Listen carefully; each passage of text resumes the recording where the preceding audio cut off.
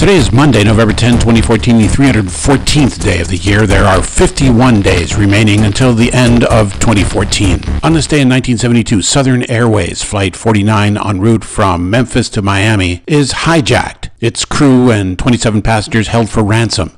2 days later, the aircraft lands in Havana, Cuba, where the hijackers are arrested, quickly tried, imprisoned. 42 years ago, a simpler, more innocent time in the United States, Richard Milhous Nixon, still president. Nobody thinks there's anything particularly evil. Well, not nobody, okay? Everybody knows about Herr Dr. Kiesinger, then National Security Advisor in the White House, which also serves as clubhouse to a younger Dick Cheney, and boy mastermind Donald Rumsfeld, for whom stuff happens. Then just studying, learning at the knees of masters. And it's a whole lot easier then to hijack commercial airliners. On this day in 1972, Southern Airways Flight 49, a narrow-bodied twin-engine single-aisle jet aircraft, stops to refuel at Birmingham, Alabama, on the way to Miami from Memphis. Passengers on board totally wish they'd spent the few extra bucks to fly non-stop, but beverage service is efficient and snacks are free. 3 new passengers, Melvin Cale, Lewis Moore, and Henry D. Jackson Jr., embark at Birmingham, armed with handguns and grenades. Nobody checks for anything at airports in those days, and when the aircraft is at altitude, they enter the cockpit, or flight deck, depending on how sensitive you are to gender-specific nomenclature, and at gunpoint hijack the 4 crew members and 27 passengers. Relax, Captain Billy Bob Haas, played by Matthew McConaughey, working for scale, day's work, suggests, and tell me what you want. Jackson says, we want $10 million, and we want to go to Detroit. Flight attendant Donna Holman, an arm tight around her neck and a gun to her head, says, he's not kidding, Billy Bob. Thereafter follows a route encompassing numerous American cities, included but not limited to Cleveland, Detroit, Lexington, Kentucky, Toronto, Ontario. The hijackers want to speak to President Nixon directly. They want the $10 million. They want parachutes. They want armored vests. They threaten at one point to crash the jetliner into the plutonium factory, the high-flux nuclear reactor at Oak Ridge National Laboratory in Tennessee. Southern Airlines regional carrier, and after hitting up everybody who's shown up for work that day, all they can come up with at such short notice,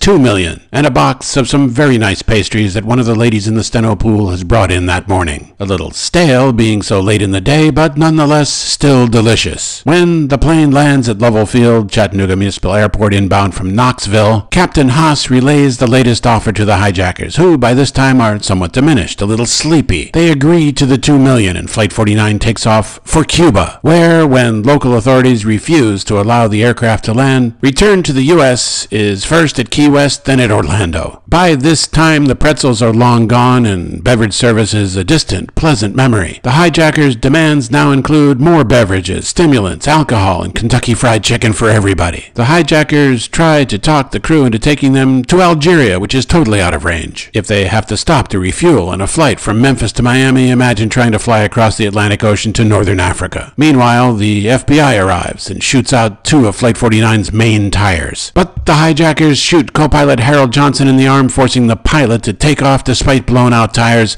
and give Havana another try, where Fidel Castro orders the hijackers taken into custody along with their big duffel full of American cash dollars. The hijackers barely have time to feel jubilant. Co-pilot Johnson, in shock from gunshot trauma and loss of blood, whisked away to hospital in a Havana taxicab, a 1952 Hillman Minx. Fidel takes the big bag of money, and the hijackers do 8 years in Cuban prison, then are sent back to the U.S., where they do another 25. So it doesn't actually work out quite so well for those 3, although they do get a terrific story to go out to lunch on for the rest of their lives, and an opportunity to make new friends in jail and create lasting relationships. Fidel, on November 11, 1972, it's a Saturday, trying to develop better relations with the Nixon administration. Good luck there. Nixon's got less than 2 years before he's forced to quit the office. A national disgrace. Fidel not only sends Flight 49, which he personally refuels free of charge on its way to Miami only a couple of days late, but he makes sure the $2 million cash dollars is on board. El Caballo's dreaming about Southern Airlines one day opening a more direct U.S. to Havana route, which still hasn't happened. On this day in 2007, King Juan Carlos of Spain wonders aloud why Venezuelan President Hugo Chavez cannot stop interrupting the Spanish Prime Minister. On this day, the final meeting of the 2007 Conference of Ibero-American Heads of State in Santiago, Chile, as the Spanish Prime Minister José Luis Rodríguez Zapatero attempts to deliver his speech, not a word of which anyone can recall, the Venezuelan president, the late Hugo Chavez, known for his indefatigable volubility, cannot stop interrupting the Prime Minister to harshly criticize his predecessor, José María Aznar. whom Chavez characterizes as a fascist. Each time Zapatero tries to get through his remarks, Chavez, who understandably begrudges Aznar's role in supporting a previous year's coup against the Chavez regime in Venezuela, pipes up. Seemingly, Chavez has no understanding of the rules of order. Finally, the King of Spain himself, His Majesty, King Juan Carlos I,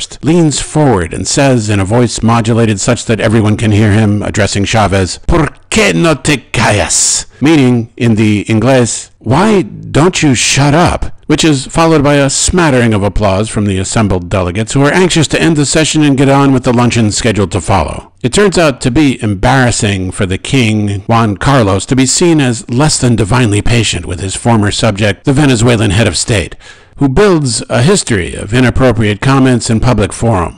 Even more embarrassing for the king are the popular ringtones, the t-shirts, the YouTube videos that follow. In June this year, Juan Carlos abdicates at the age of 76, saying he doesn't want his heir, Felipe I, to grow old like the English Prince Charles, waiting to ascend the throne. The Anglo-American political activist Thomas Paine writes, "One of the strongest natural proofs of the folly of the hereditary right of kings is that nature disapproves it. Otherwise, she would not so frequently turn it into ridicule by giving mankind an ass for a lion." From Rutland, Vermont, this is Richard Alcott speaking.